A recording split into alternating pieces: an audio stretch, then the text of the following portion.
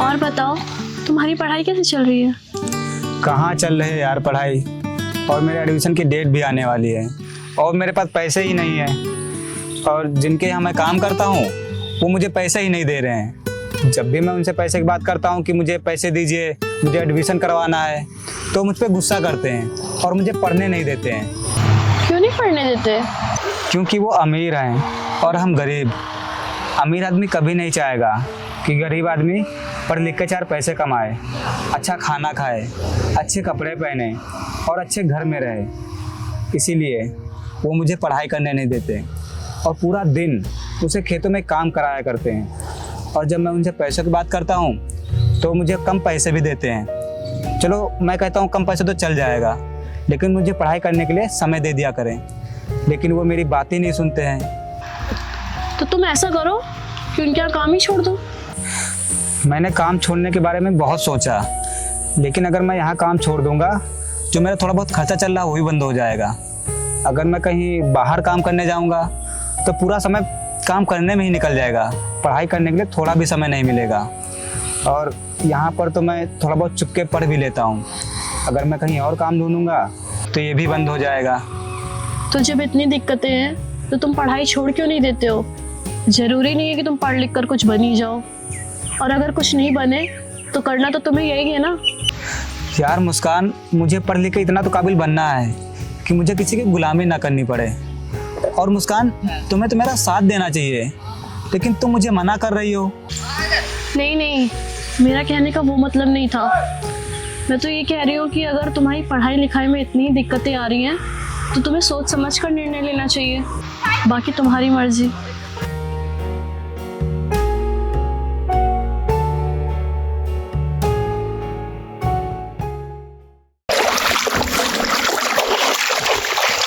और सूरज, तेरी पढ़ाई कैसी चल रही है? कहाँ चल रही है यार पढ़ाई? क्यों? यार इतने दिनों से काम कर रहा हूँ और मालिक मुझे पैसे ही नहीं दे रहे हैं। और मेरी एडमिशन की डेट भी आने वाली है। 3 दिन बचे हैं यार। यूपीएससी की कोचिंग की आखिरी डेट है 10 तारीख, और परसों ही है यार 10 तारीख। अगर इस बार मैं एडमिशन नहीं करवा पाया तो मेरा 1 साल पूरा बर्बाद हो जाएगा। यार मेरा सपना है पढ़ लिख के कुछ बनने का, लेकिन मालिक मुझे पैसे ही नहीं दे रहे हैं। भाई, ये मालिक लोग बड़े लोग हैं, अमीर लोग हैं। ये लोग कभी नहीं चाहेंगे हम गरीब लोग पढ़ लिख के कुछ बने, क्योंकि ये लोग सोचते हैं अगर हम लोग पढ़ लिख के कुछ बन गए तो इनके यहाँ काम कौन करेगा, नौकरी कौन करेगा। वैसे भाई, तेरे एडमिशन में पैसे कितने कम पड़ रहे हैं? भाई 15,000 रुपये कम पड़ रहे हैं। 15,000? हाँ, लगभग मेरे पास 15,000 रुपये होंगे। चल मैं तुझे दे देता हूँ, तो अपना एडमिशन करवा ले। अरे नहीं नहीं भाई, तू इस तरह दिन रात मेहनत करके पैसे कमाता है। अगर तू मुझे पैसे देगा तो मुझे अच्छा नहीं लगेगा यार। अरे यार, ऐसी बात नहीं है। तू अगर पढ़ लिख कर कुछ बन जाएगा तो मुझे भी खुशी होगी कि मेरा दोस्त कुछ बन गया है, और मुझे भी अच्छा लगेगा। तो इसीलिए तू मुझे मना मत कर। चल मैं तुझे पैसे दे देता हूँ, तू जाके अपना एडमिशन करवा ले। अरे भाई, मुझे अच्छा नहीं लग रहा है कि तू मुझे पैसे दे रहा है। अरे भाई, तू ज़्यादा मत सोच। चल मैं तुझे पैसे दे देता हूँ। और भाई, मालिक को पता ना चले, वरना तुझे भी मारेंगे और साथ साथ मुझे भी मारेंगे। चल।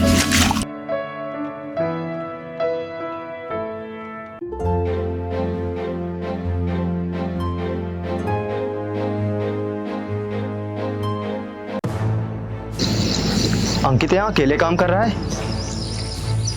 ये सूरज कहाँ गया? ये कहीं नहीं दिख रहा है।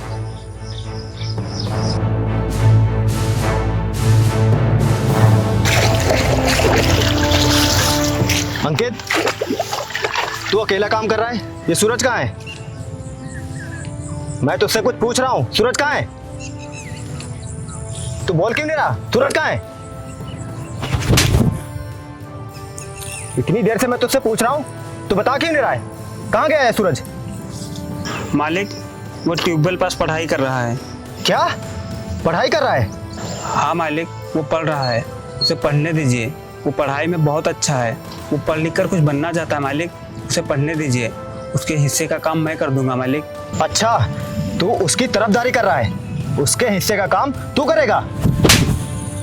चल काम कर। ज्यादा किसी की तरफदारी करने की कोई जरूरत नहीं है, और तू मुझे अभी जानता नहीं है, समझा? आज तो इसे बताता हूँ।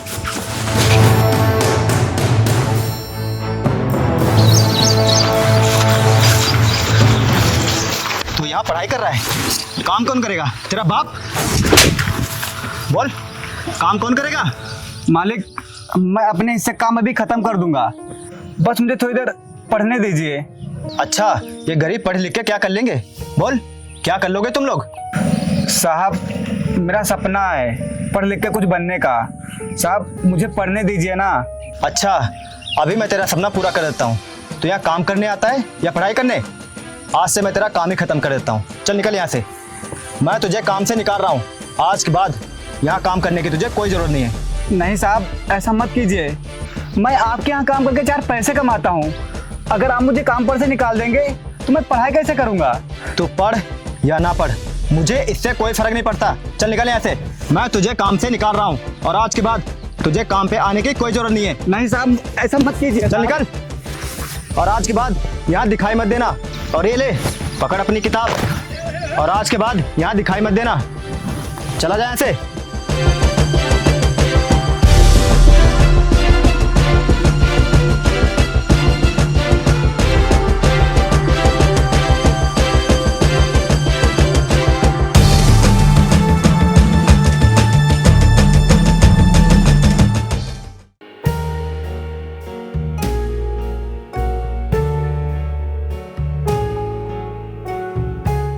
क्या काम है?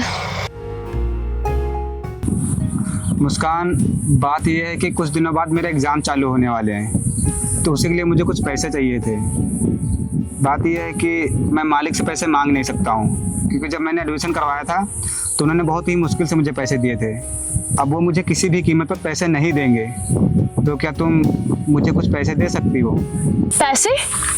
मैं कहाँ से दूंगी तुम्हें पैसे? मैं क्या कोई काम करती हूँ? मुस्कान, ये तुम कैसी बातें कर रही हो? जब तुम्हें पैसों की जरूरत पड़ती है तो मैं तुम्हें देता हूँ, और आज जब मुझे पैसों की जरूरत पड़ रही है तो तुम्हें मेरी मदद करनी चाहिए, लेकिन तुम मुझे साफ साफ मना कर रही हो।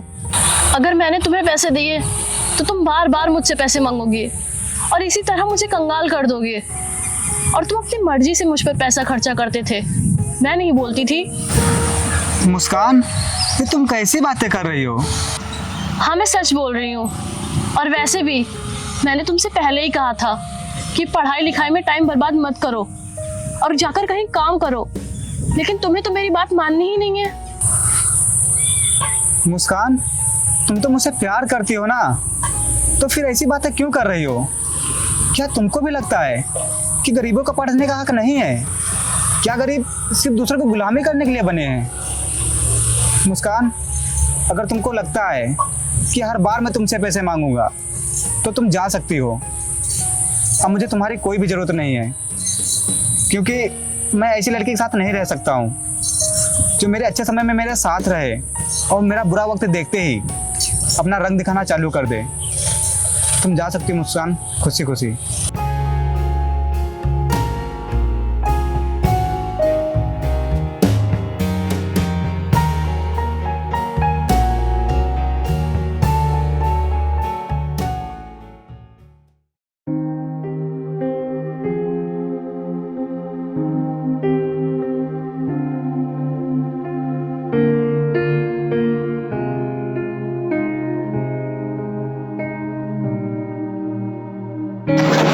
हाँ वकील साहब।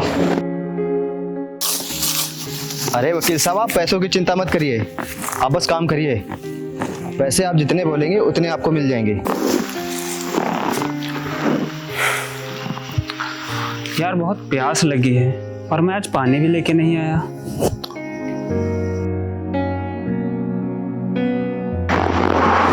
पानी? एक काम करता हूँ, मैं यही पानी पी लेता हूँ।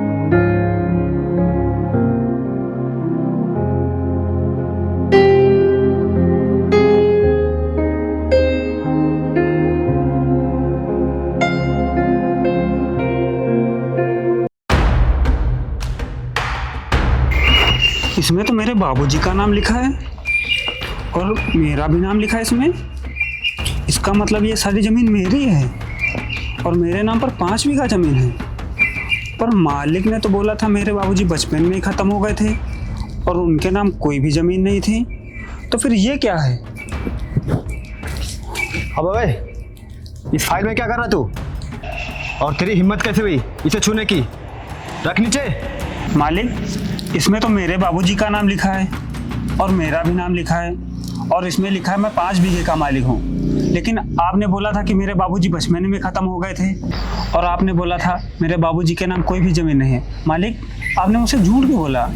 हाँ, मैंने तुझसे झूठ बोला है और तेरे बाबूजी को मैंने ही मारा है। बोल, क्या कर लेगा तू? इसका मतलब तुमने मेरे बाबूजी को मरवा के सारी जमीन अपने कब्जे में कर ली और अब इसे तुम अपने नाम करवाना चाहते हो, और इतने सालों से तुम मुझे एक नौकरों की तरह रख रहे थे। ये सारी जमीन मेरी है। अबे तेरी है तो चल निकल, आज के बाद तो कोई काम नहीं करेगा। मालिक, मुझे मेरी जमीन चाहिए। जमीन चाहिए तुझे? जमीन चाहिए? चल, जमीन चाहिए, जमीन चाहिए। आज के बाद तो यहाँ देख मत जाना। चल, जमीन चाहिए तुझे, चल, चला जा यहाँ से। जमीन चाहिए। और नेकपाल जी बताइए, आप ठीक है ना? हाँ हम ठीक हैं। अच्छा ये बताइए नेकपाल जी, जो मैंने किसानों की ज़मीनें अपने नाम कराने के लिए बोला था, वो काम हुआ या नहीं? अभी आपके नाम कोई ज़मीन नहीं हुई। अच्छा, और वो जो मेरा नौकर अंकित था, उसकी भी ज़मीन अपने नाम करवानी थी, उस पर मेरा नाम चढ़ गया कि नहीं? अभी आपके नाम कोई भी ज़मीन नहीं चढ़ी। नहीं चढ़ी है? लेकिन क्यों? क्योंकि एक नया IAS ऑफिसर आया है, वो इस तरह के लीगल काम कर ही नहीं रहा। शायद उस नए IAS ऑफिसर को अभी मेरे बारे में पता नहीं है। खैर छोड़ो नेकपाल जी, आप जाइए, मैं कल ही उससे मिलता हूँ। ठीक है, मैं चलता हूँ।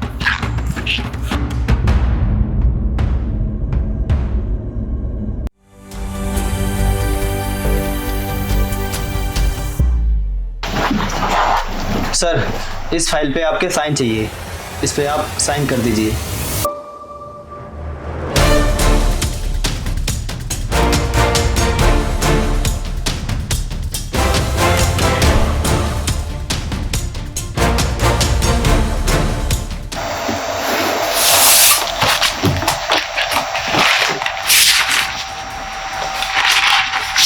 मैं इस तुम्हारी फाइल पे साइन नहीं कर सकता हूँ। लेकिन क्यों सर? क्योंकि ये तुम्हारी ज़मीनें नहीं हैं। तुमने ज़बरदस्ती किसानों से हथिया ली है और उनकी ज़मीनों पर ज़बरदस्ती कब्जा किया है तुमने, और इसमें अंकित की ज़मीन पर भी तुमने कब्जा किया है। इतने सारे किसानों को डरा कर धमका कर उनकी ज़मीनें अपने नाम करवाना चाहते हो। मैं इस फाइल पे कभी साइन नहीं करूँगा, समझ गए तुम? सर मैं मानता हूँ कि ये ज़मीनें मैंने किसानों से हड़पी हैं, लेकिन आप फिर भी इस पे साइन कर दीजिए। आप जितनी कीमत मांगेंगे मैं देने के लिए तैयार हूँ आपको। हाँ सर, आप इस फाइल पे साइन कर दीजिए, आपको मुंह मांगी रकम मिलेगी। तूने बहुत अन्याय कर लिया किसानों के ऊपर। अब मेरे होते हुए किसानों पे कोई भी अन्याय नहीं होगा, समझ गए? अंकित,